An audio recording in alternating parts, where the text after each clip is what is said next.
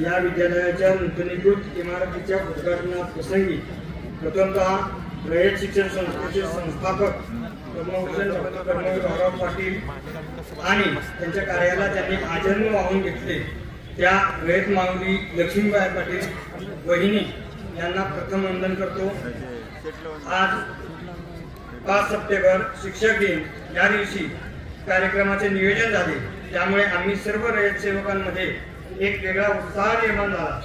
योगायोग एवढा मोठा की संस्थेचे अध्यक्ष माननीय शरदचंद्र पवार साहेब हे आज या कार्यक्रमासाठी उपस्थित आहेत। विद्यालयाच्या वतीने प्रथमतः त्यांचे हार्दिक स्वागत।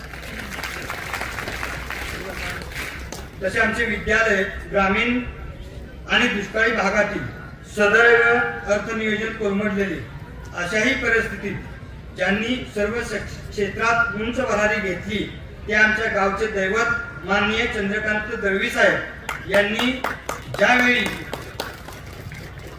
त्यांनीच बांधकाम केलेल्या इमारतीची दुरवस्था पाहिली त्यावेळी त्यांनी इमारतीच्या दुरुस्तीचा संकल्प सोडला। फक्त दुरुस्तीच नाही तर एक मॉडेल स्कूल तयार करण्याचा चंग मारला। पण हे करायचे कसे? अशा वेळी रयतचे आधारवड माननीय रामसाहेब ठाकूर साहेब यांना त्यांनी साथ घातली। त्याला माननीय ठाकूर साहेबांनी भरभरून प्रतिसाद दिला आणि या नूतनीकरणाच्या कामासाठी 75 लाख अशी भरीव देणगी दिली। तेही या कार्यक्रमासाठी उद्घाटक म्हणून उपस्थित आहे, त्यांचेही विद्यालयातर्फे हार्दिक स्वागत। या कार्यक्रमासाठी वेळात वेळ काढून उपस्थित असणारे रयत शिक्षण संस्थेचे व्हाईस चेअरमन माननीय ॲडव्होकेट भगीरथ शिंदे साहेब, कर्मवीर भाऊराव पाटील विद्यापीठ सातारा याचे कुलगुरू माननीय principal doctor Namdev Maske sir, त्याचबरोबर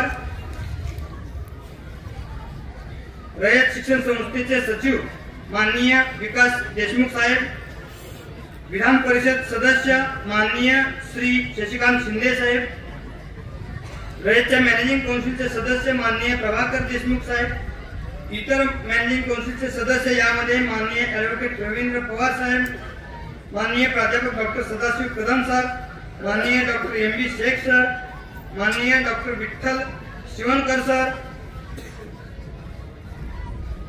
त्याचबरोबर स्टेजवर उपस्थित रयत शिक्षण संस्थेचे तिन्ही सहसचिव, मध्य विभागाचे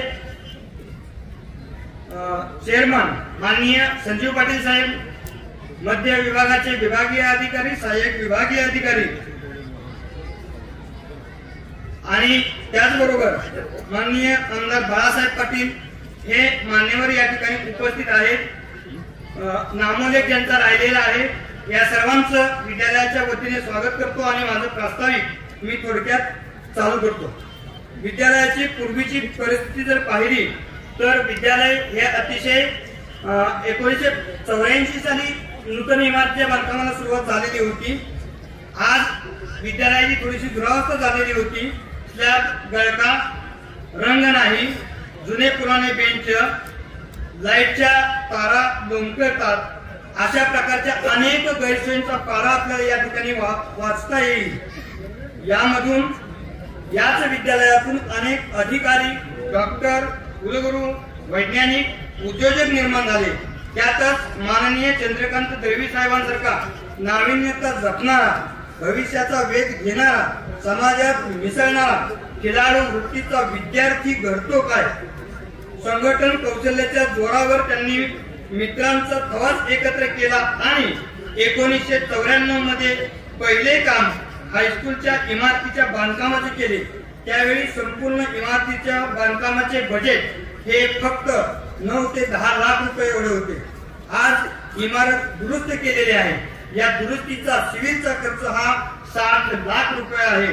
या व्यतिरिक्त विद्यार्थ्यांना चांगलं शिक्षण देता यावं यासाठी इंटरॅक्टिव्ह पॅनेल, अत्याधुनिक संगणक, फर्निचर याचा जर खर्च पाहिला तर एकूण 90 लाख रुपये आज या इमारतीसाठी खर्च झालेला आहे। विद्यालयाच्या विविध उपक्रमांपैकी फक्त 1-2 उपक्रम मी सांगू इच्छितो। विद्यालयामध्ये गुरुकुल उपक्रम चालू आहे। या उपक्रमाचं फलित असं आहे की या उपक्रमामुळे आज अखेर आपल्या विद्यालयामध्ये या 2 वर्षामध्ये 5 विद्यार्थी हे शिष्यवृत्ती धारक आहेत, 3 विद्यार्थी हे NMS शिष्यवृत्ती धारक आहेत आणि 32 विद्यार्थी हे सारथी शिष्यवृत्ती धारक आहेत। या 32 विद्यार्थ्यांना मिळणारी एकूण शिष्यवृत्ती जर पाहिली तर ती 15,36,000 एवढी आहे। त्याचबरोबर 10वीच्या विद्यार्थ्यांच्या मध्ये 90% पेक्षा जास्त गुण मिळवणाऱ्या विद्यार्थ्यांची संख्या ही लक्षणीय आहे। ही गुणवत्ता शैक्षणिक बाबतीमध्ये आहे, तशाच प्रकारची क्रीडा क्षेत्रामध्ये सुद्धा गुणवत्ता आहे। अनेक विद्यार्थी विभागीय स्तरावर, राज्य स्तरावर चमकलेले आहेत। कला क्षेत्रामध्ये सुद्धा विद्यार्थी चांगल्या पद्धतीचं प्रावीण्य दाखवत आहेत। या व्यतिरिक्त विद्यालयामध्ये काही नवीन उपक्रम आहे। याच्यामध्ये पहिला उपक्रम आहे खाली FALI। खाली हा जो उपक्रम आहे यामधून विद्यार्थ्यांना अत्याधुनिक शेतीचं शिक्षण दिलं जातं। दुसरा उपक्रम आहे MSAT multi skill assistant technician. या विषयाअंतर्गत शेती व पशुपालन, गृह उद्योग, तंत्रज्ञान, इलेक्ट्रिकल्स या विषयाचं अध्यापन केलं जातं। त्या विषयांमध्ये विद्यार्थ्यांच्या मध्ये साक्षरता निर्माण होते। याशिवाय अटल टिंकरिंग लॅब ही विद्यालयामध्ये उपलब्ध आहे आणि विद्यालयाचा जो एकूण 10 एकराचा परिसर आहे त्याच्यामध्ये नवीन संकल्पनेनुसार आता 2 एकरामध्ये इमारत आणि क्रीडांगण आहे। उर्वरित जागेमध्ये फळबाग याचं नियोजन केलेलं आहे। अशा प्रकारे माननीय चंद्रकांत तळवी साहेब यांच्या मार्गदर्शनाखाली विद्यालयाची यशस्वी वाटचाल चालू आहे। आपण सर्व अधिकारी, पदाधिकारी, मॅनेजिंग काउन्सिल सदस्य, जनरल बॉडी सदस्य, आजीव सदस्य, सेवक यांनी आम्हाला मार्गदर्शन सतत करत राहावे। शेवटी आज 5 सप्टेंबर शिक्षक दिनानिमित्त सर्व शिक्षक, मार्गदर्शक या उद्घाटनासाठी आजच्या कार्यक्रमासाठी म्हणून आपल्या देशाचे, राज्याचे लोकनेते माननीय खासदार शरदचंद्रजी पवार साहेब, अध्यक्ष रयत शिक्षण संस्था, त्याचप्रमाणे या रयत शिक्षण संस्थेचे vice chairman advocate Bhagirath Shinde काका, मॅनेजिंग काउन्सिलचे एक महत्त्वाचे घटक असलेले आणि ज्यांच्या देणगीतून हा नूतनीकृत इमारतीचा उद्घाटनाचा कार्यक्रम संपन्न होतो आहे ते रामशेठ ठाकूर साहेब।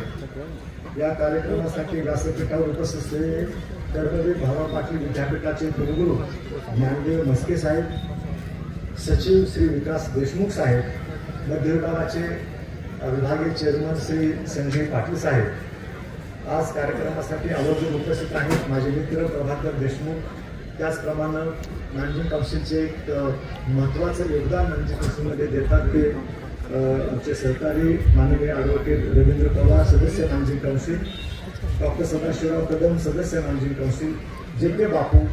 आज त्यांच्याकडे खूप मोठा कार्यक्रम होता, त्यात ते सुद्धा त्यातून इथपर्यंत पोहोचलेले आहेत, ते बापू आपल्याला मनापासून धन्यवाद।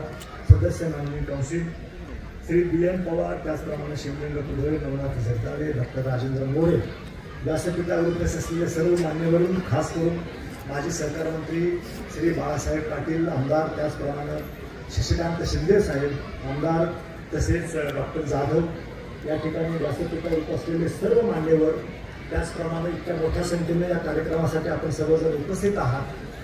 रयत शिक्षण संस्थेचे सर्व रयत सेवक, विद्यार्थी, त्याचप्रमाणे अनेक प्राचार्य या ठिकाणी आलेले आहेत, विभागीय अधिकारी आलेले आहेत, त्याचप्रमाणे निढळ गावातून आलेले सर्व ग्रामस्थ, आपला बंधू भगिनींनो, निढळ नोकरवर्ग संघटनेचे पुणे, मुंबई आणि सर्वत्र असलेले सगळे लोक या ठिकाणी आलेले आहेत। या कार्यक्रमासाठी खटाव मान तालुक्यामधून, त्याचप्रमाणे सातारा जिल्ह्यामधून अनेक मान्यवर उपस्थित राहिलेले आहेत। आपल्या सर्वांचं मी या ठिकाणी मनापासून स्वागत करतो आणि या कार्यक्रमासाठी आपण सर्वजण या ठिकाणी आलात, विशेषतः सर्व मान्यवर उपस्थित राहिले त्याबद्दल त्या सगळ्यांना मनापासून मी इथे धन्यवाद देतो। सर्वपल्ली राधाकृष्णन यांच्या जन्मदिनाच्या निमित्तानं आपण त्यांची जयंती साजरी करतो, शिक्षक दिन म्हणून देशभरामध्ये। आज सकाळी मुख्याध्यापकांनी सांगितल्याप्रमाणे, मगाशी मुख्याध्यापकांनी सांगितल्याप्रमाणे शिक्षक दिनाचा कार्यक्रम हनुमान विद्यालयाच्या निधरच्या नूतनीकृत इमारतीच्या उद्घाटनासाठी लाभलेले आहेत आणि आमच्या रयत शिक्षण संस्थेचे अध्यक्ष त्या कार्यक्रमासाठी आलेले आहेत. याच्याबद्दल सर्वांनी मनापूर्वक साहेबांना टाळ्या वाजवून त्यांचं स्वागत केलं आणि धन्यवाद दिला. खूप बिझी शेड्यूल होतं साहेबांचं, पण तरी त्यांनी वेळ दिला. सर, निधरमध्ये आपण यावं आणि निधरकरांची खूप वर्षापासूनची अपेक्षा होती की आपण निधरमध्ये यावं. या इमारतीचं पहिलं बांधकाम पूर्ण झाल्यानंतर आपण उद्घाटनाला यावं म्हणून 1993 मध्ये आपण मुख्यमंत्री असताना खूप प्रयत्न करत होतो, पण सर आपल्यापर्यंत पोहोचता येत नव्हतं. त्यामुळे आपले कार्य मिळू शकले नाही. आम्ही MP पाटील तत्कालीन चेअरमन यांच्या हस्ते या ठिकाणी या इमारतीचं उद्घाटन केलं होतं. सर, आपण कृषी मंत्री असताना इथल्या पाणलोट विकासाचा कार्यक्रम पाहण्यासाठी म्हणून आपण तारीख दिली होती. कार्यक्रम पण सर्क्युलेट झाला होता, निश्चित झालं होतं. मात्र काही कारणामुळे आपला कार्यक्रम रद्द झाला आणि मग साधारण 2004-05च्या दरम्यान पण आपलं या ठिकाणी 2008-09च्या दरम्यान आपलं या ठिकाणी यांनी कॅन्सल झालं. आणि आज नूतनीकृत इमारतीचं, ज्या इमारतीचं उद्घाटन आपल्या हस्ते व्हावं असं वाटत होतं, ती इमारत वर्ल्ड क्लास झाल्यानंतर ती आपल्या हस्ते तिचं उद्घाटन होत आहे, हे आम्हा निधरकरांसाठी सर्वांसाठी अतिशय अभिमानाची गोष्ट आहे, खूप आनंदाची गोष्ट आहे. निधरकरांना सतत खंत होती, विशेषतः निधन लोकवर्ग संघटनेला खंत होती की साहेबांचं आगमन निधनमध्ये का होत नाही. आणि आज आमच्या सर्वांची आस पूर्ण झाली. आपण आला, खूप वेळ दिलात आणि या ठिकाणी या कार्यक्रमामध्ये सहभागी झालात. आपल्याचं विशेष स्वागत करतो. त्याचप्रमाणे रयत शिक्षण संस्थेचा चेअरमन म्हणून आपण जबाबदारी दिली आणि ती आम्ही अतिशय नाविन्यपूर्ण पद्धतीने पार पाडण्याचा प्रयत्न करतो आहोत. आपल्याला सर्व तर प्रॉब्लेम आहे की विद्यार्थ्यांची संख्या घटते आहे, गुणवत्ता वाढ झाली पाहिजेच्या बाबतीमध्ये मॅनेजिंग कोर्सेसमध्ये आम्ही सगळे चर्चा करतो आहोत. पण रयत शिक्षण संस्थेचं हनुमान विद्यालय निधरची जी जुनी इमारत होती तिलाच अपग्रेड करावी आणि तिला वर्ल्ड क्लास करावं या उद्देशानं या ठिकाणी संपूर्णपणे नूतनीकरणाचा विषय हाती घेतला.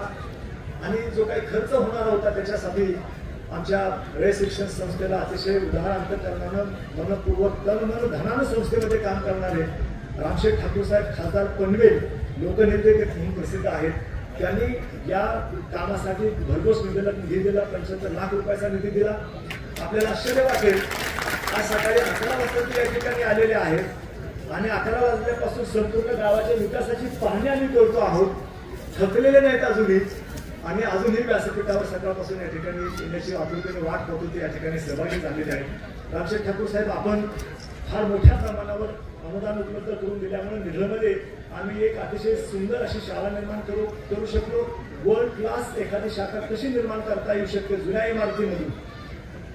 दर्जा वाढला पाहिजे शिक्षणाचा हे म्हणत असताना फक्त शिक्षकांनी विद्यार्थ्यांना उच्चप्रतीचं शिकवणं इथपर्यंत त्याचा दर्जा वाढ मर्यादित नसून सर्व प्रकारच्या सोयी सुविधा त्यांना दिल्या गेल्या पाहिजेत. प्रमोशन त्यांचं व्हायला पाहिजे. त्यांना त्यांच्या पाठीमागे सगळ्या पद्धतीने आम्ही उभं राहिलो पाहिजे आणि त्याच हेतून ही शाळेचं नूतनीकरणाचं काम केलं. मला खात्री आहे की हे निधरचं जे हायस्कूल आहे नूतनीकृत, हे एक मॉडेल म्हणून की जुन्या शाखा कशा पद्धतीने वर्ल्ड क्लास बनवता येऊ शकतात, मॉडेल होऊ शकतात आणि कमीत कमी खर्च होऊ शकतात याचं एक उदाहरण म्हणून आपण या ठिकाणी आम्ही आपल्यासमोर सादर करू शकलो.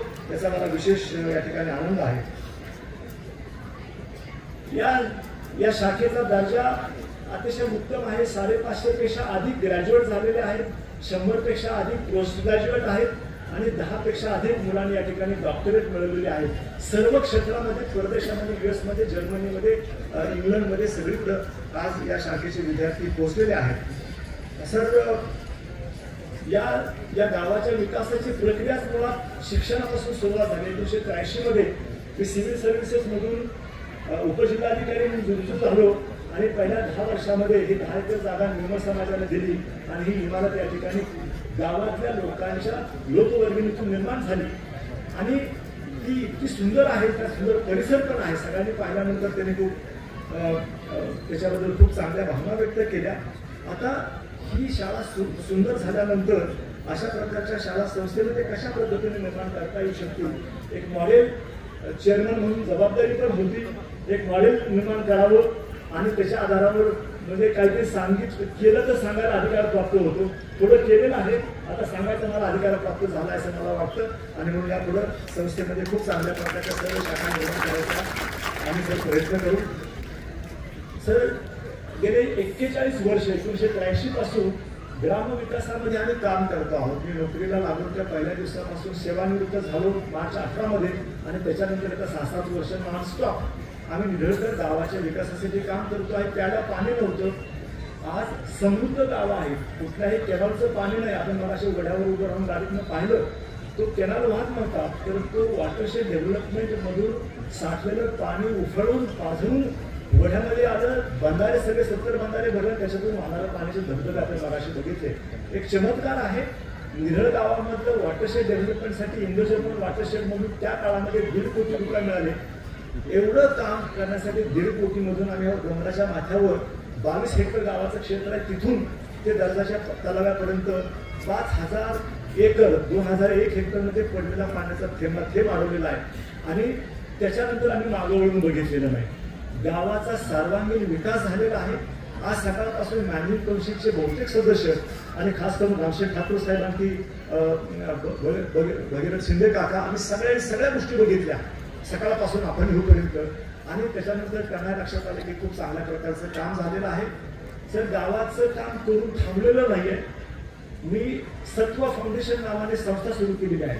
Strategic alliance for transforming villages.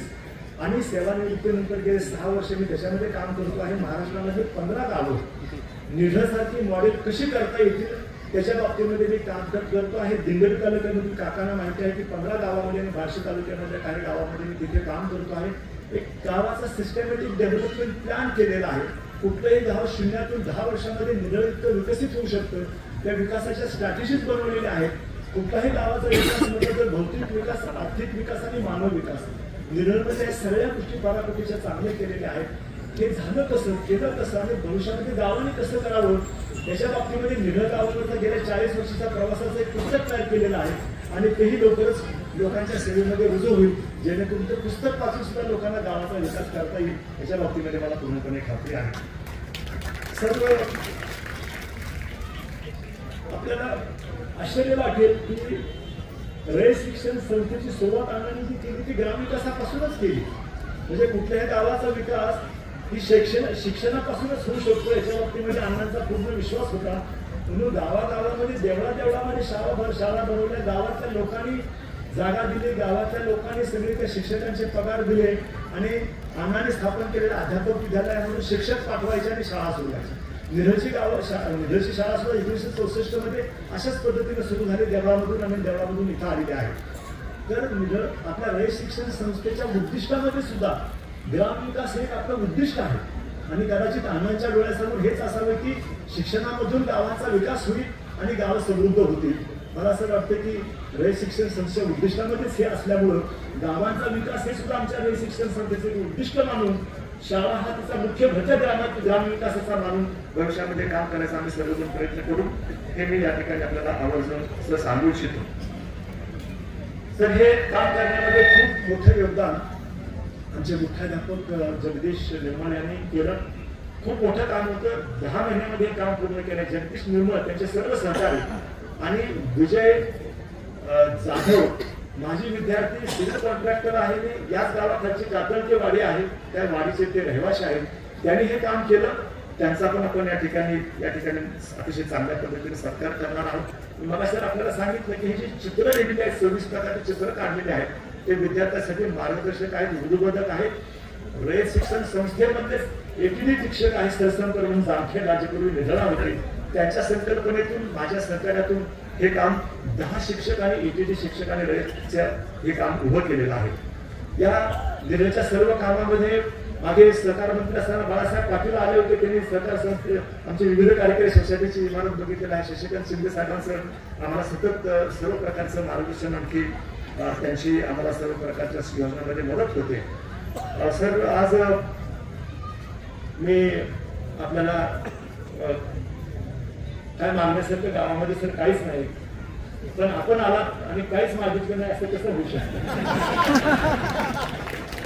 आणि आपल्याकडून मागायचं तर छोटं काय मागायचं तर काही मोठं मागितलं नाही. सर जरी निढळ गावाची पाणलोट विकासाने समृद्धी आली असली तर गेल्या निढळचं पाणलोट झाल्यापासून गेल्या 20 वर्षामध्ये मागचं वर्ष असं आलं होतं की अजिबात पाऊस पडला नाही. 2 जून महिन्यापासून पाऊस पडला नाही.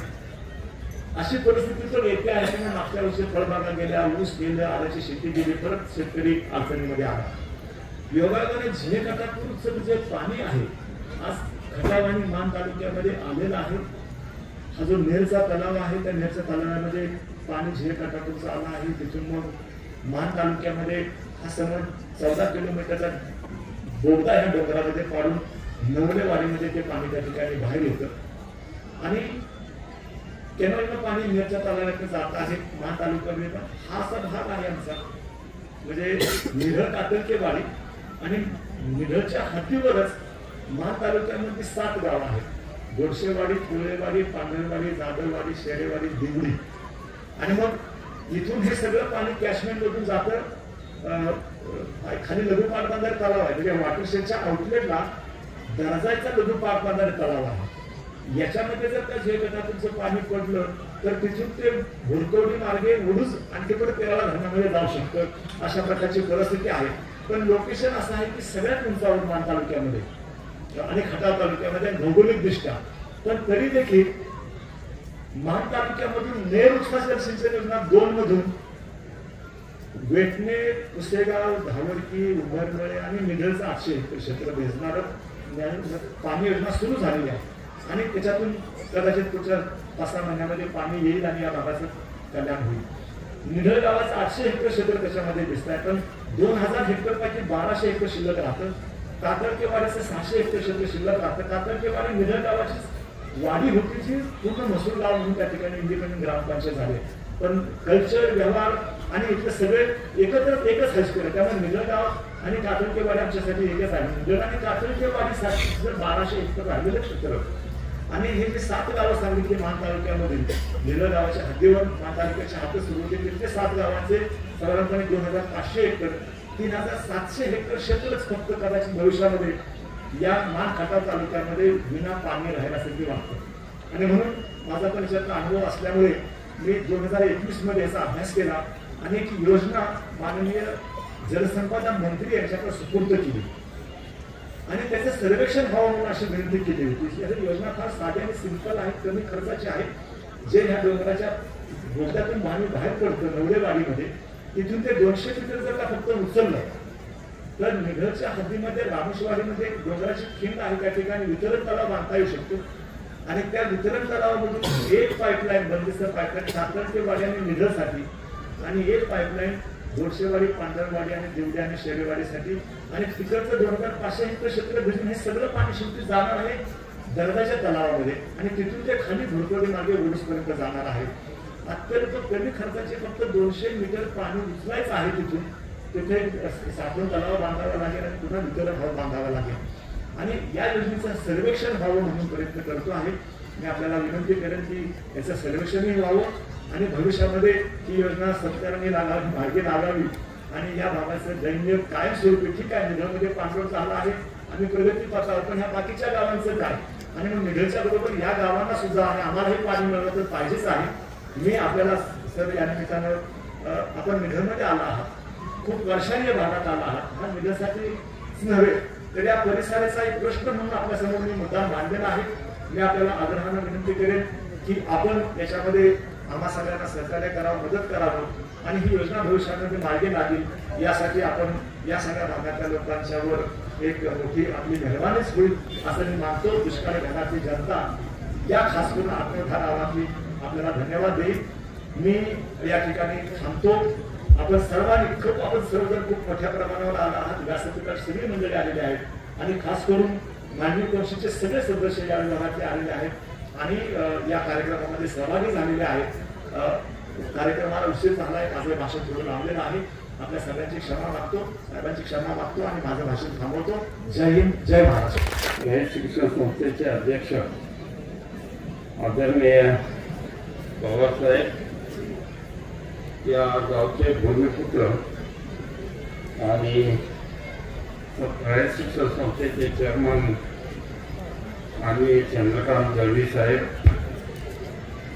रयत शिक्षण संस्थेचे एक मोठे आधारस्तंभ माजी खासदार आणि बँकिंग संस्थेचे आमचे ज्येष्ठ सहकारी रामशेठ ठाकूर साहेब, मॅचिंग काउन्सिलचे आमचे दुसरे ज्येष्ठ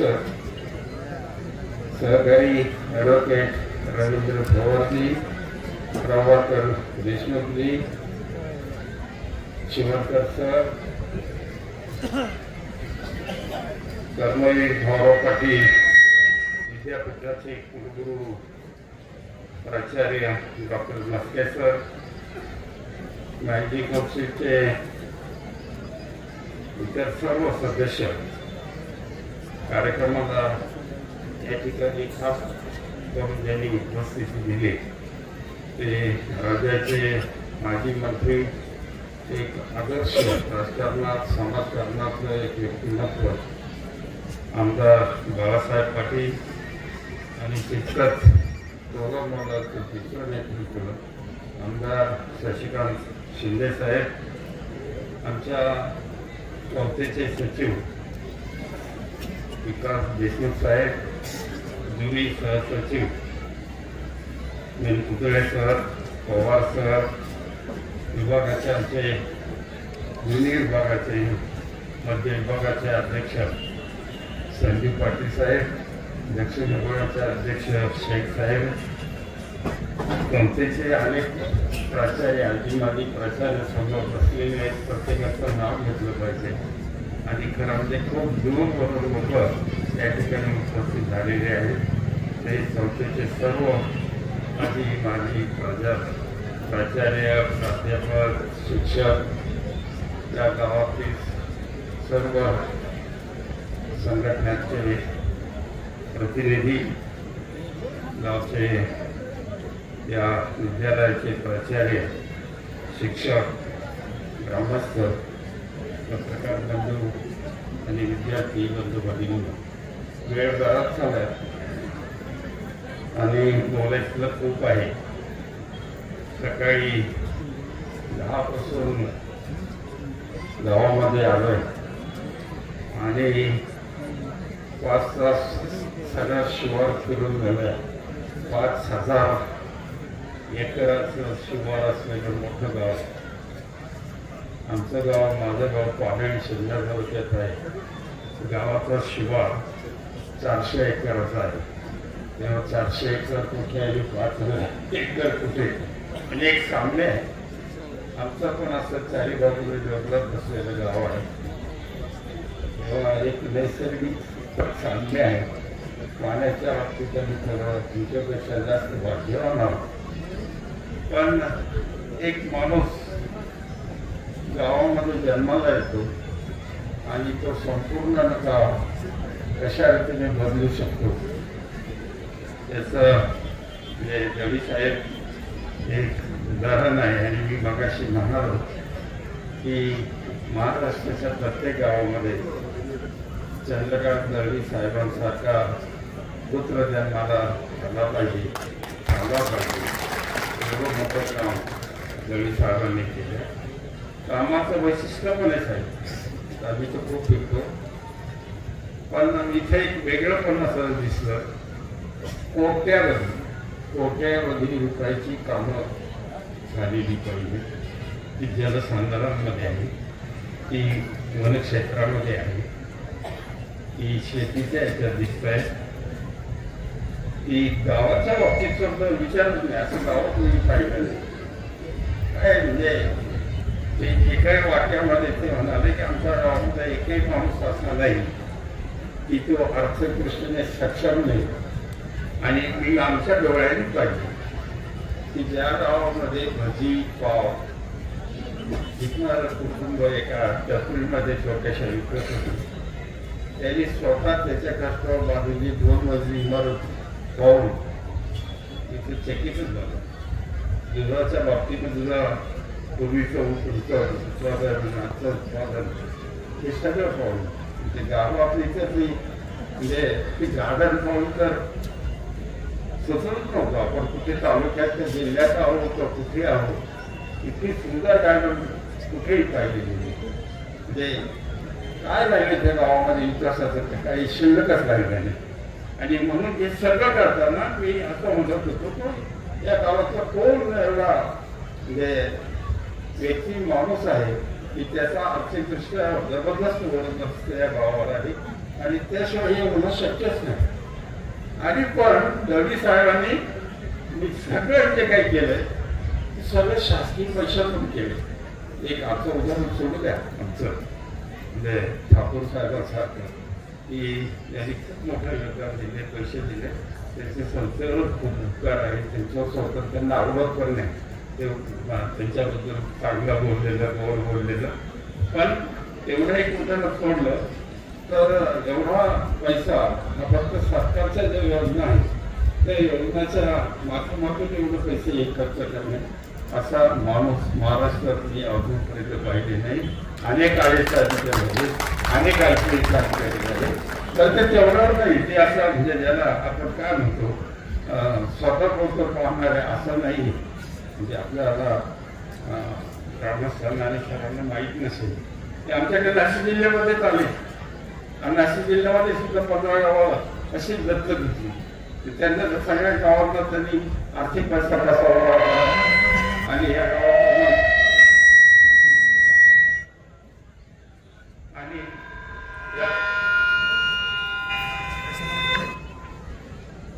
आणि आपल्याप्रमाणे गावाचा विकास कसा करावा त्याची फाउंडेशन येतात.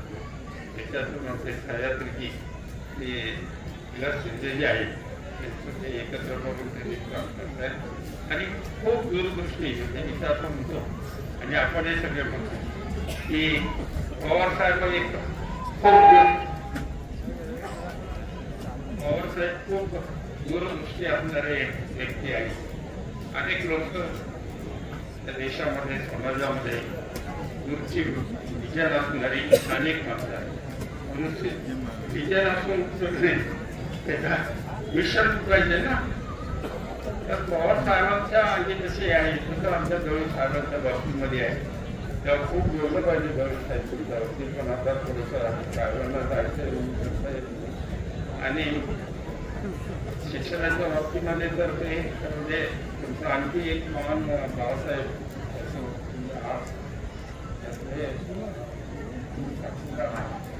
संस्थेच्या आमच्या 8 मेला 9 मेला मीटिंग असते. अण्णांचा पुण्यभूमीचा सोहळा असतो, पण 8 मेला ठरलेली आमची सराईत मेडिकल मंडळी एक प्रश्न साहेबांच्या बरोबर रात्री 8, 9, 10, 11, 12 होता.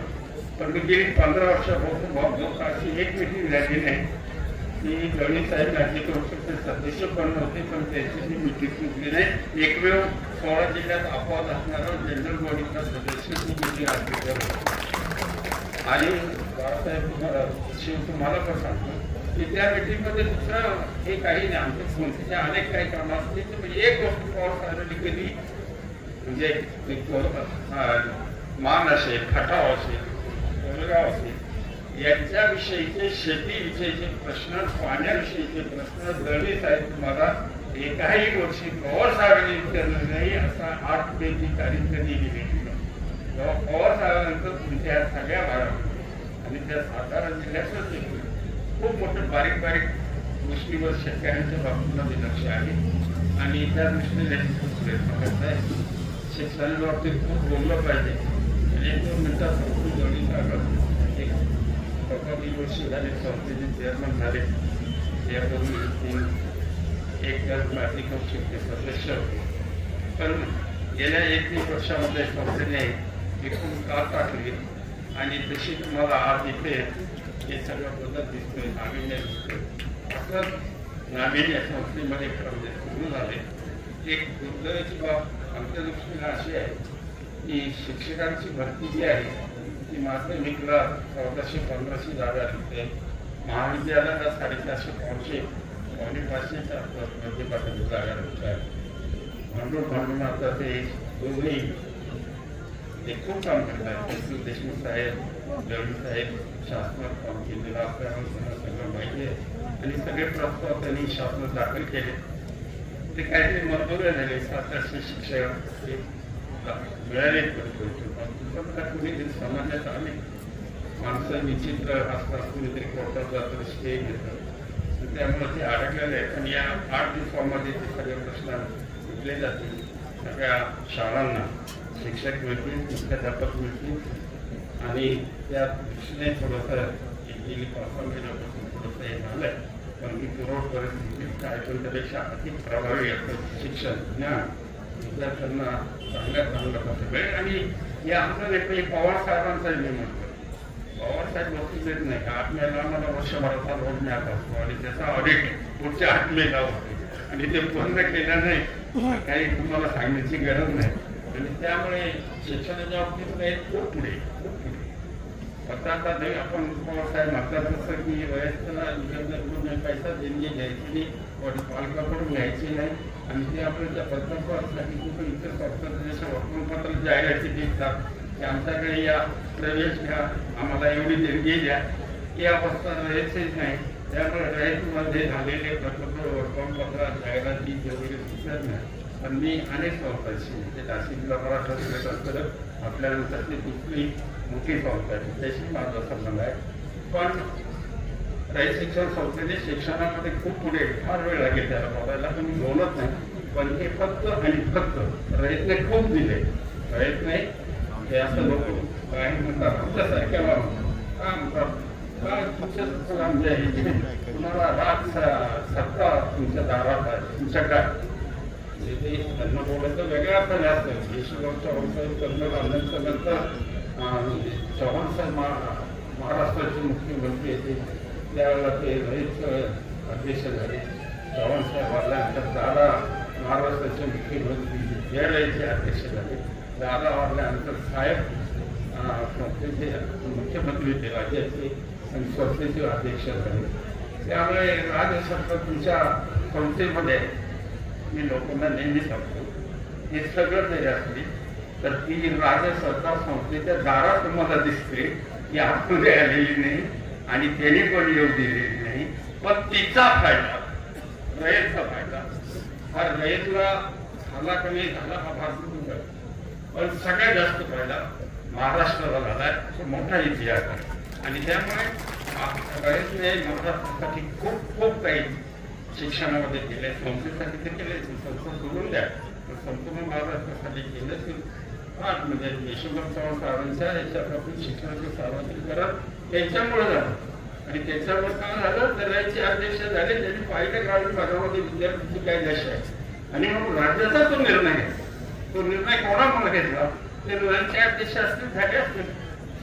ही जर अवस्था दादांची सगळ्यात जगाला माहिती 12वी पास झालेले विद्यार्थी रयतचे सांगली कोल्हापूर सातारा नगर पुणा यांनी दादा मुख्यमंत्री असताना त्यांची गाडी पुण्यात हरवली. गाडी पुढे सगळे विद्यार्थी झोपले.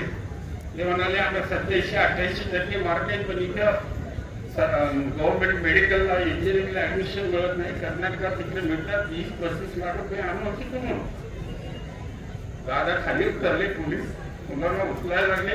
दादा म्हणजे हात लावायचा नाही म्हणून माझी आमची रयतची. दादाने विचारलं काय झालं त्यांनी सांगितलं नाही असं की आम्ही कुठून आणायचे पैसे आणि आमच्या आईवडिलांनी काय घेतली आम्हाला अर्धा पाव करता मार्गाचा नाही. दादा म्हणाले तुम्हाला उद्या सांगतो. दादा गेले संध्याकाळी मुंबईत शिक्षण मंत्री सुधीरराव नाईक होते त्यांना बोलवलं काय केलं पाहिजे.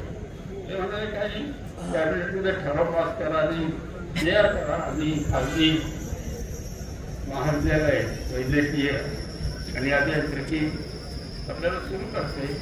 त्याप्रमाणे झालं निर्णय झाला आणि आज आपण पाहतोय ना शिक्षण रयतला एक वैद्यकीय महाविद्यालय मिळालं आणि एक घेऊन शिकल्याची 1 नाही 10 पण त्याच्या धोरणाचा एक भाग आहे आणि म्हणून खूप खूप काही महाराष्ट्राला मिळाले. साहेबांबद्दल बोलायला लागलो तो अर्धा तास लागेल. इतकं साहेबांनी रयतमध्ये जे सुरू केलं त्याचा सगळा फायदा हा महाराष्ट्राला कसा झालाय हा मोठा इतिहास आहे. पण एक दोनच गोष्टी सांगतो की महाराष्ट्राचे गेले 10-12 शासकीय शिक्षण क्षेत्रामध्ये जे GR निघतात ना त्यातल्या अनेक GR मध्ये पहिला पेरा हा रयतचा की रयतमध्ये अशा पद्धतीने शिक्षण सुरू झालंय आणि म्हणून महाराष्ट्रामध्ये केलं पाहिजे आणि मग खूप केलंय.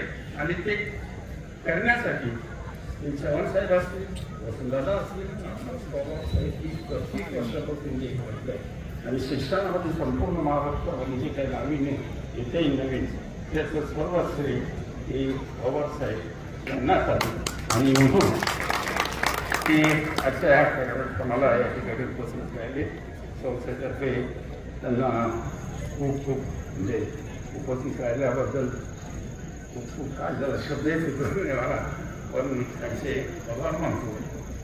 पुष्कळ बोलायचे पण साहेबांना जाण्याची वेळ आलेली आहे. आपण सर्वांनी आम्हाला इथे बोलवलं, आमचं सत्कार केला, सन्मान केला, वाचता फिरून शुगर दाखवला, सगळं दाखवलं, गाव दाखवलं, शाळा दाखवलं, ते सगळं आता इथून जाणार आहोत.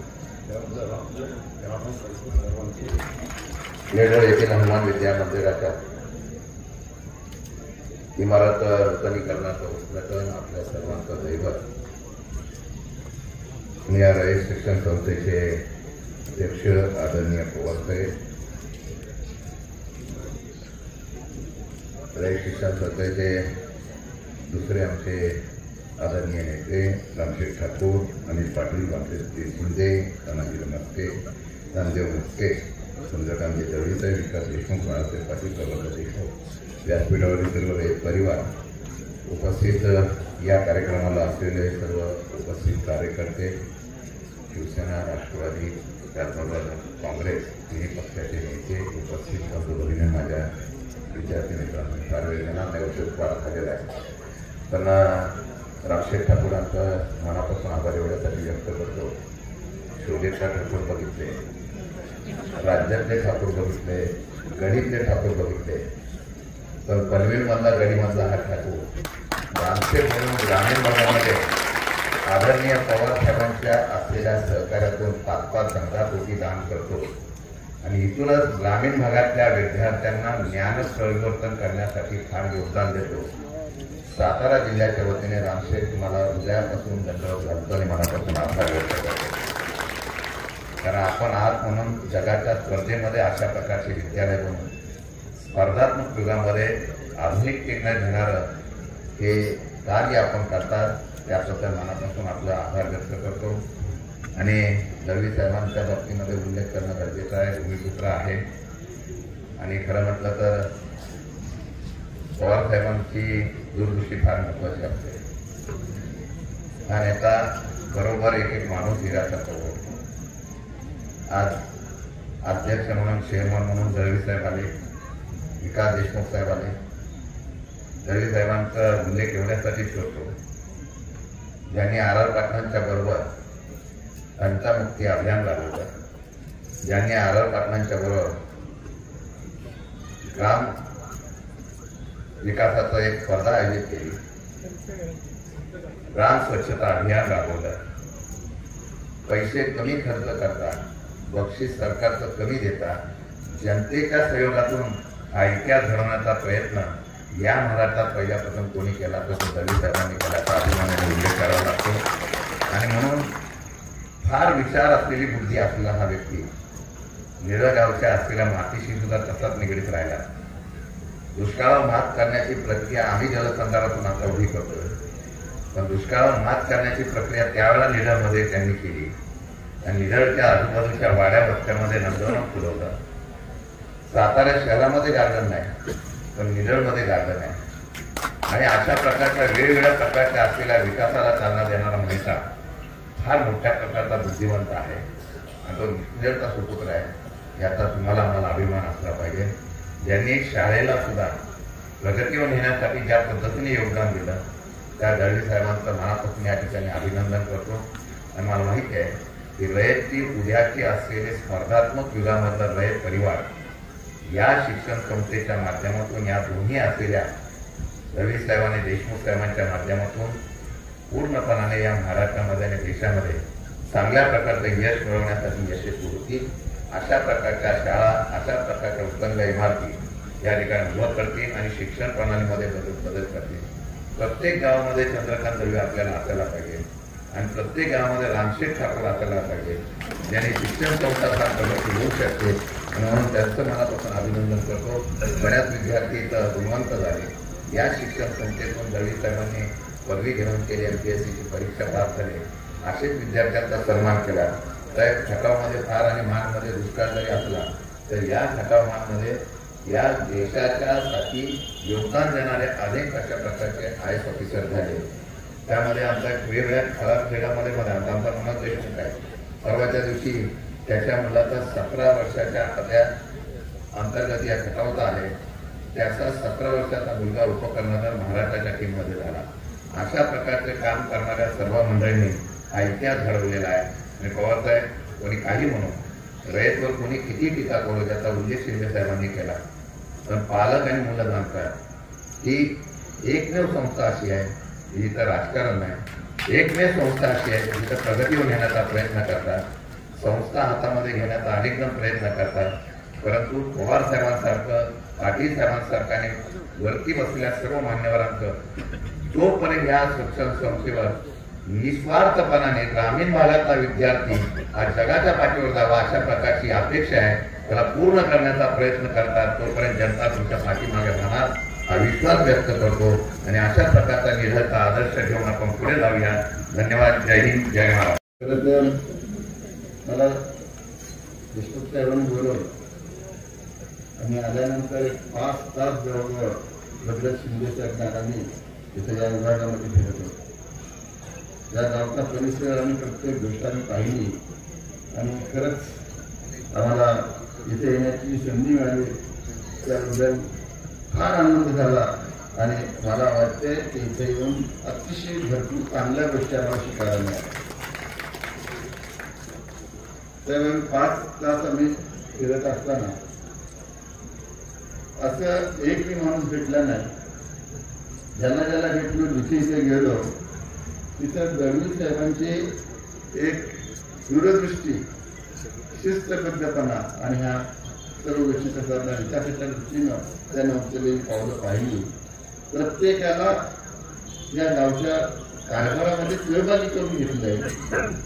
प्रत्येक नागरिकाचा विकास होण्याच्या दृष्टीनं आपण विद्यार्थी शाळेत गेला तर त्या सर्वांगीण विकास करावा म्हणतो, पण गावाचा सर्वांगीण विकास करण्याकरता गावकऱ्यांना सहभागी करून करायला घेऊन जाण्यात सहभागी करून गावाचा आणि त्याचा विकास करायचा हे सर्व नवीन साहेब तुम्हीच फक्त करू हवं, बाकी कोणी करू शकत नाही असं मला वाटतं. मला आनंद आहे की पवार साहेबांनी साहेबांची आणि देशमुखांनी निवड करताना विभागीय की आम्हाला 4-5 लोकांनी बोलवलं होतं की काय आता आपल्याला चर्मच्या ऑफिसला विचार करायचा आहे, कुणाला करायला पाहिजे.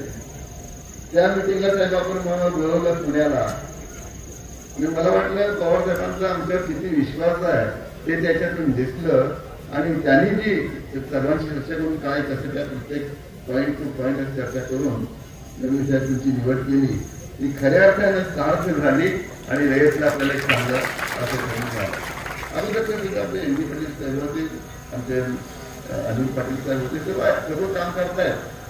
पण जरा आपला अनुभव जो वेगळ्या स्तरातला सहकार क्षेत्रातला असेल, कमिशनर म्हणून असेल किंवा विविध पदावर काम केलेलं असेल तर त्याचा अनुभव आज आपल्याला चांगली गोष्टी मिळतोय. आणि मग सकाळपासून आम्ही पाहत असताना म्हणतोय की खरंच ह्या खडकाळ भाग आहे, पाण्याचं कुठेही स्रोत नाही, पण अशा ठिकाणी पाण्याचं नियोजन कसं केलंय ते इथे बघितलं.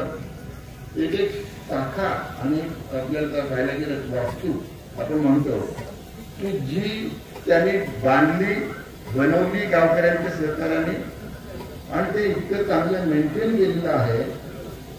2016 साली बांधलेली एखादी इमारत आम्ही ज्याला टुरिस्ट वगैरे जातोय बघतोय तर ती अगदी काल परवा बांधली की काय, यावर्षी बांधली की काय अशा प्रकारची घरामध्ये ठेवलेली आहे. त्यांनी जे काम झालं ना चाललं तुला इतक्यापुरतं नाही, ते सांभाळण्याचं काम सुद्धा त्यांनी केलंय. सर्वांना सेवा धोरण सुद्धा काम केले. त्यात जर तुमचे त्यांना ठेवत आणि या याच्यामध्ये काम करत असताना मला त्यानंतर प्रत्येक तिथे थांबवून दाखवून आम्हाला दाखवत होते. दाखवत असताना इतके हुरलून जात होते, इतकी गोष्ट मनात त्याच्यात रमून जाऊन सांगत होते. त्यात तुम्ही स्वतः मेहनत घेतली ना त्याचं ते प्रतीक होतं. प्रत्येक गोष्ट सांगताना म्हणजे असं त्यांचं बोलण्याचे हे होतं की आपल्याला घरामध्ये एखादं आपत्ती जन्माला यावं म्हणजे त्यावेळेला जे आपल्याला आनंद होतो ना तशा प्रकारचा चेहऱ्यावर त्याचा आनंद होत होता. प्रत्येक गोष्ट खडा मला माहिती देत होते. तर अशा पद्धतीने त्यांनी अतिशय चांगलं काम केलं आहे. एका ठिकाणी मला सांगितलं हे आता नूतन विद्यालय झालंय की छान सुंदर झालं आम्ही पाहिलं साहेबांनी पण पाहिलं. पण प्रत्येक गोष्टीकडे नीटनेटकेपणा आहे, आधुनिक दृष्टिकोन आहे आणि विद्यार्थ्यांना चांगलं शिक्षण कसं मिळतं बघताय त्या पद्धतीने केलंय. हे सगळं करून ही इमारत जुनीचं नूतन काही वाटतच नाही, ही नवीनच इमारत बांधली असं वाटतंय. आणि तशा प्रकारे सर्व सोयी या शिक्षकांच्या करता विद्यार्थ्यांच्या करता त्यांनी इथं दिलेले आहेत. आणि हे सगळं बोलता बोलता ते बोलले आता जुने 1-2 गोष्टी आमच्या फक्त अजून आहेत राहिलेल्या ते बोलताना बाकी असं का बोललेच नाहीत. पण त्या गोष्टी आम्हाला पुढे जाऊन काय करायचं आहे. त्या पद्धतीने 75 लाख मी इकडं दिल्याला सांगितलं. आता 25 लाख आणखी देतो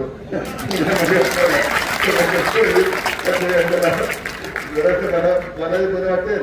आणि आपण जे 2 पैसे राहिले तर त्या दृष्टीकडे हातभार लागेल आणखी करता येईल. मी आपला सदा घेतो. धन्यवाद.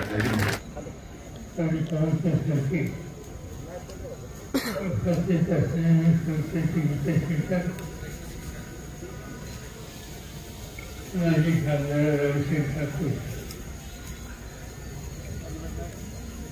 संस्थेचे व्हाईस चेअरमन रविराज शिंदे,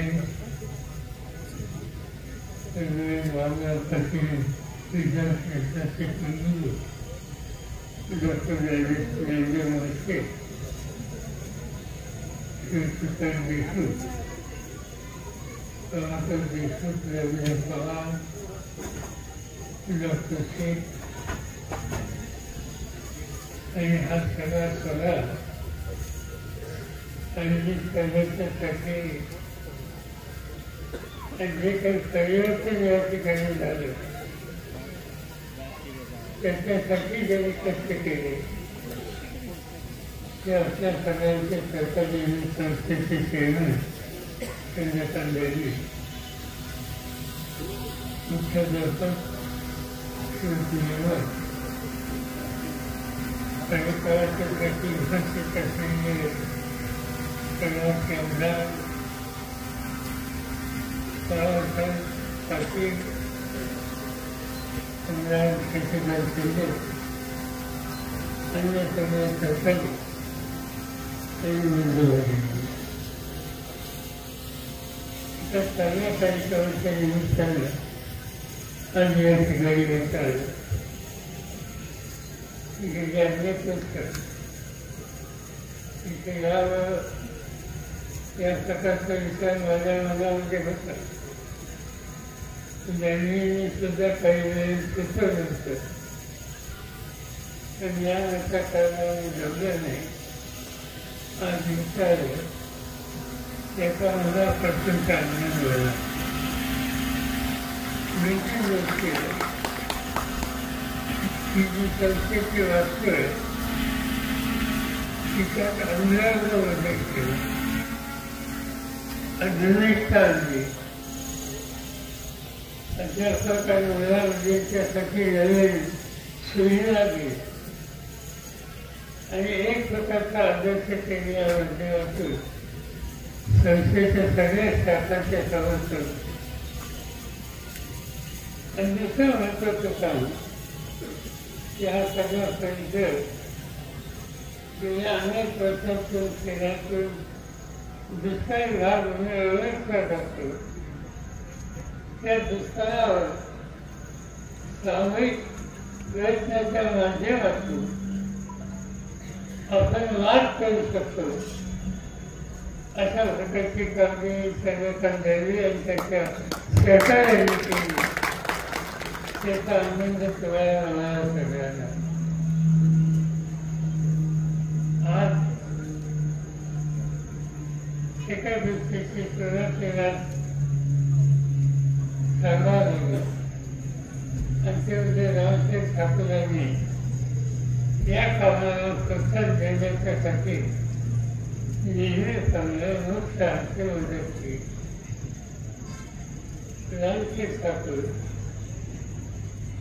ते शिक्षण संस्थेचे विद्यार्थी. सातारा 4 वर्ष तरुणांची कर्म आणि शिकायची जी वडील होती अधिक होता त्याच्यामध्ये 1 वर्ष काम त्यांनी केले. 4 वर्ष या ठिकाणी राहून शिक्षण पुरे केले आणि संस्थेमध्ये शिक्षक म्हणून काम केले आणि वर्ष 2 वर्ष इथं काम केल्याच्या नंतर त्यांच्या भागामध्ये नव्या मुंबईत ते गेले. तिथे काम करायला सुरुवात केली आणि नंतरच्या काळामध्ये व्यवसायामध्ये पडले आणि व्यवसायाच्या क्षेत्रामध्ये कष्ट करून सगळ्यांना मनोरंजन देऊन प्रचंड यशस्वी झाले. आणि त्या यशाचा परिणाम संस्थेचे कोणतेही काम नवीन असलं आणि ते हजर असले तर आम्हाला खात्री असते की आता या कामाला जो काय अडचण कमतरता त्याचं मार्ग निघालं. आज तरी मला आपल्याला लक्षात नाही माझ्या एखादी माहिती घेतली होती की संस्थेने चर्चा करून सहाय्य किती झालं असेल. तो आपला 1 वर्षापूर्वीचा माझ्याकडे होता तो 100 कोटीचा 100 कोटी रुपयाची देणगी संस्थेला ठिकठिकाणच्या शाखांना द्यायची आणि काम करणाऱ्यांना प्रोत्साहित करायचं. माझ्या मते या राज्यात कोणत्याही शैक्षणिक क्षेत्रामध्ये असं देणगीदार असतात पण त्याच्यात सातत्य नसतं. वर्षण वर्षामध्ये खेळ करतात. देणगीदार असतात पण स्वतःच्या काळापुरतं हे जास्तीत जास्त दाखवत असतात. म्हणजे औषध वैशिष्ट्य हे त्यामुळे लोक आदिवासी भागात गेलं संस्थेची शाखा त्या ठिकाणी सगळं काम बघितलं काही कमतरता हे जाणवलं. जाऊन त्यांनी सांगितले की इतकं पैसे जाहीर करा आणि असं अनेक खाते होते त्यांनी अर्थ सहाय्य केलेले. पैसे मिळत राहायचा पण त्या पैशाचा सदुपयोग कसा करायचा याचा अभ्यास आज व्यवसायाची सगळ्यांच्या सवय दिलं आहे आणि उमेद ज्याही संस्थेत केली आज ते सहाय्य करायचा निर्णय घेतला. त्याबद्दल त्यांचं मी अंतःकरणापासून त्यांनी धन्यवाद देतो. त्यांचा आभार धन्यवाद. आज या तालुक्यामध्ये दैनिकचं काम हे अतिशय वजनाचं काम आहे. पण हा लहान आणि खताचा भाग नुसता गमतीचा भाग आहे. या भागामध्ये महाराष्ट्राच्या प्रशासन यंत्रणा याचा जर आढावा घेतला तुम्हाला सांगता येणार नाही. पण मोठ्या संख्येनं या भागातले लोक प्रशासनामध्ये काम करतात. ते शासकीय प्रशासन असेल खाजगी कंपन्यांचं प्रशासन.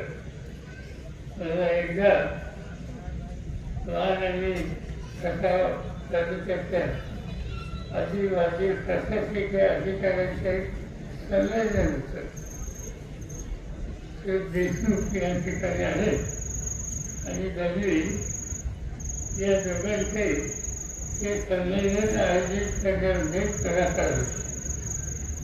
आणि मला आपला लक्षात आहे पण कमीत कमी 400-500 अधिकारी त्या ठिकाणी हजर होते, सहभागी होते आणि त्याचा प्रत्येक अधिकारी हा महान खताच्या भागात आलेला आहे.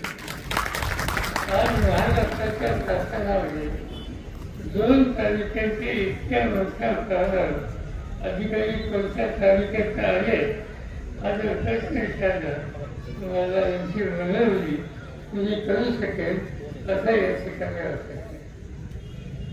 आणि नुसतं प्रशासनात सहभागी प्रशासनामध्ये शेवटच्या माणसाच्या हिताची लक्ष करण्याची नैतिक जबाबदारी आपल्यावर आहे हे सूत्र डोक्यामध्ये ठेवून काम करण्याच्या उद्देशाची भूमिका ही काही साधी भूमिका नाही. आणि या दोघांचा उल्लेख या ठिकाणी जवळ केला चंद्रकांत दर्जी असतो तो देशमुख असतो यांच्यासारख्या लोकांनी शरीर असताना जे जे काही करता येईल त्या प्रत्येकाच्या अधिकाराचा उपयोग आपण दिसून आलो की आपल्याकडे जी जबाबदारी तिची उत्तम दिशेने पुस्तक करण्याची काळजी घेणं हे आपलं कर्तव्य आहे असं समजून त्यांनी या ठिकाणी काम केलं. आणि त्याचा परिणाम या दोघांच्या गावामध्ये चांगले दिसतात हे तर खरं, पण प्रशासनाची जी जी जबाबदारी त्यांच्याची होती त्याच्यामध्ये ही जबाबदारी त्यांनी अतिशय चांगल्या दिशेनं पार केली. आणि तेच काम कसं आपल्या गावामध्ये करतात त्याची प्रसिद्धी आज आपल्या संघांना या ठिकाणी आलेली. सगळ्यांचा एक दृष्टिकोन होता आणि तो दृष्टिकोन ग्राम विकासाचा.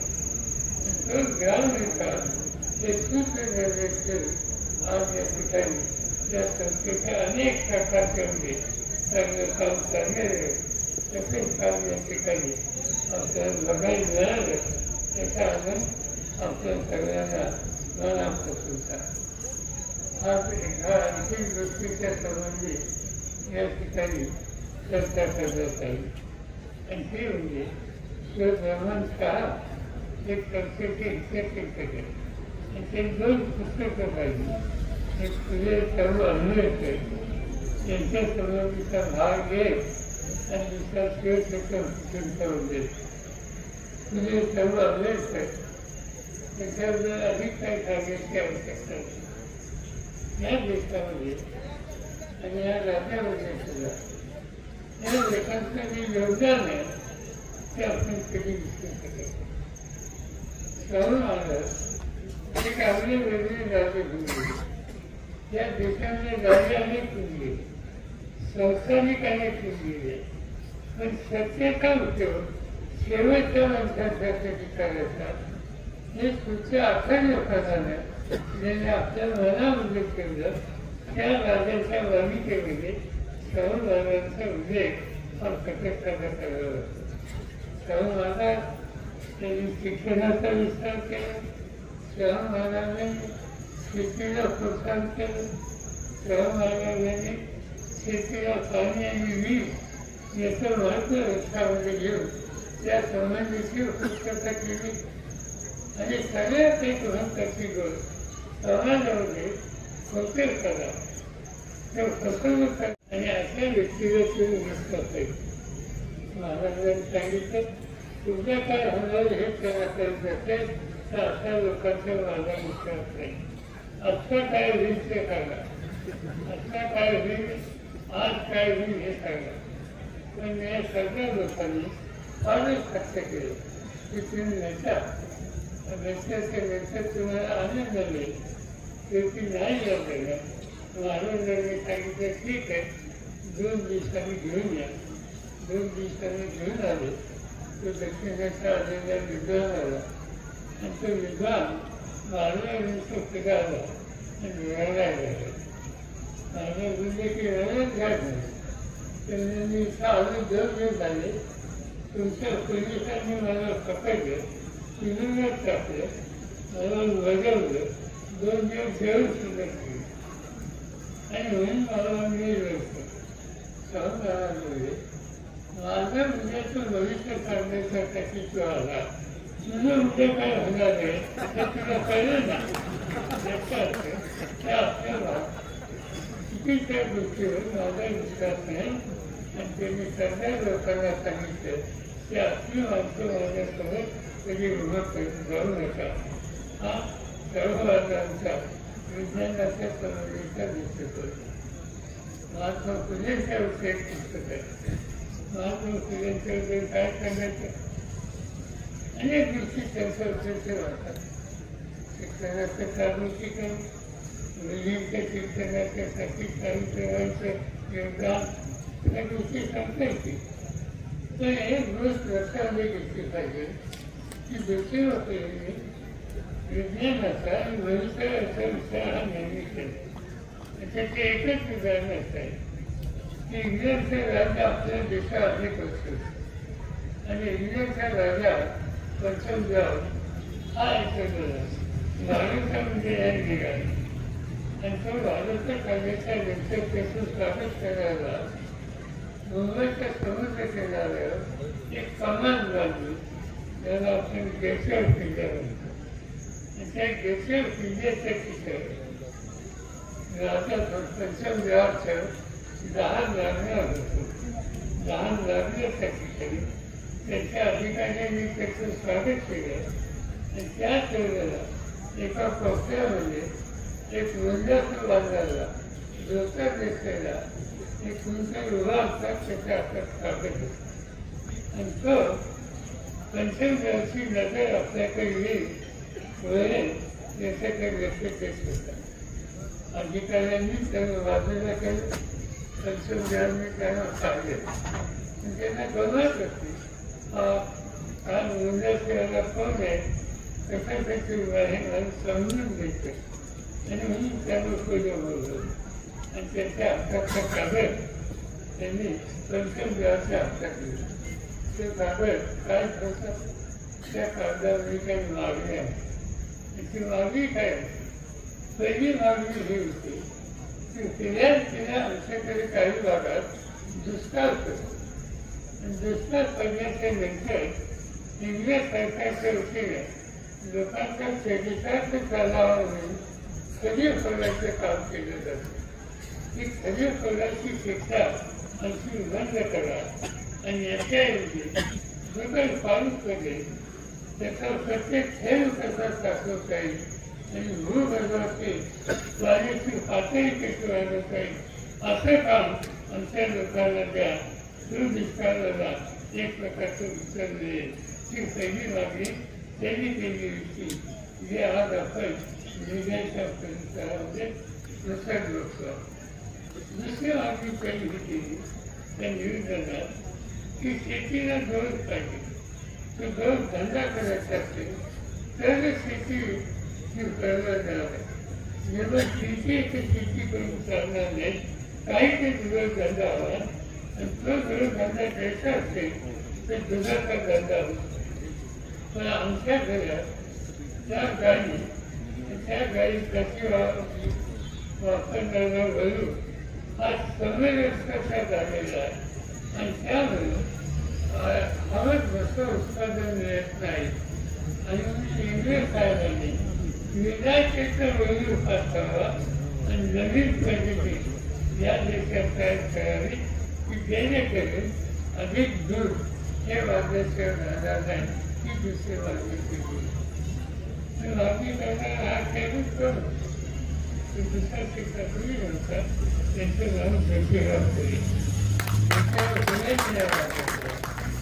अजूनचा त्यांनी समाजाला त्याची गरज ती एका वेगळ्या पद्धतीने महात्मा ज्योतिबा यांनी इंग्रज साहेबांचं सगळं मांडलेलं आणि तिथल्या त्या ठिकाणी जे पुस्तक आहे आंबेडकरांचं ठेवले सगळ्या देशातल्या लोकांना आंबेडकर म्हणजे की देशाच्या कविता घटनाचं लिहिणे काही घटनेमध्ये त्याचं योगदान आणखी काही गोष्टीच्याबद्दल बाबासाहेबांचं योगदान बाबासाहेब हे जो आपलं 15 ऑगस्ट 47चा स्वातंत्र्य ज्यावेळी मिळालं त्याच्याही पूर्वी एक स्थानिक लोकांचे सरकार जवाहरलाल नेहरूंच्या नेतृत्वाखाली झालेलं त्या सरकारमध्ये बाबासाहेबांचं ते मंत्री होते आणि त्यांच्याकडे जे काम होतं जलविद्युत पाणी आणि वीज या संबंधीचा पातळ हे त्यांच्याकडे होते.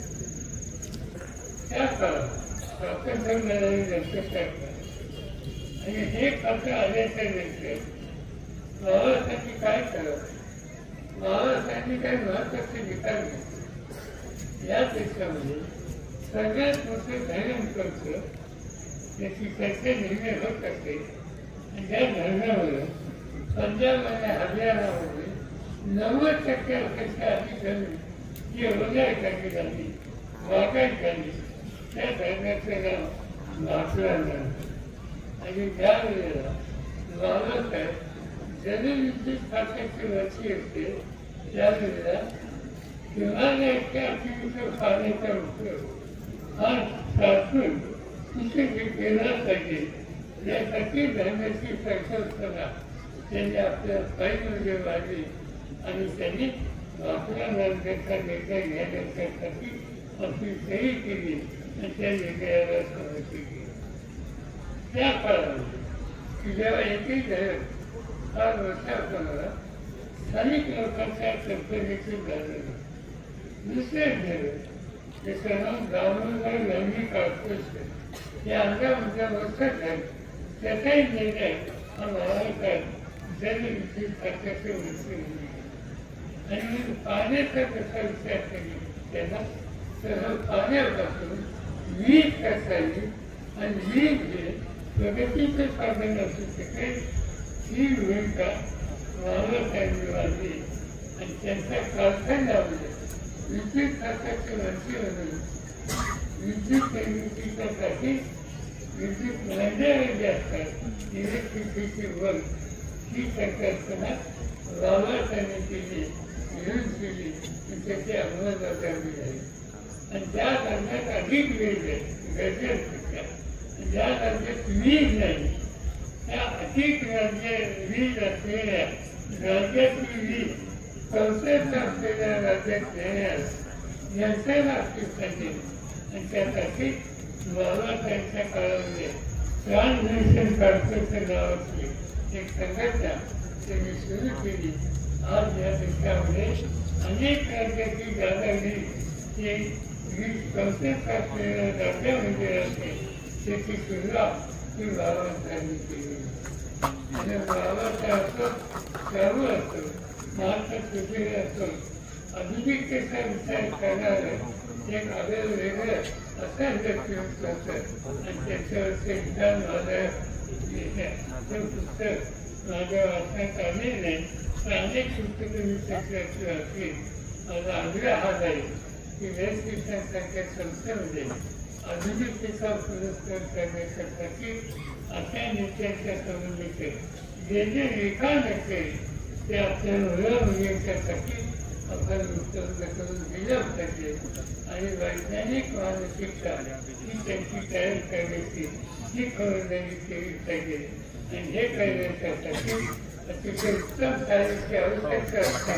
आणि ती शाळा आज मी या ठिकाणी पाहिली त्यामुळे हा दृष्टिकोन ठेवून पुढे जावं अशा प्रकारची अपेक्षा या ठिकाणी करतो.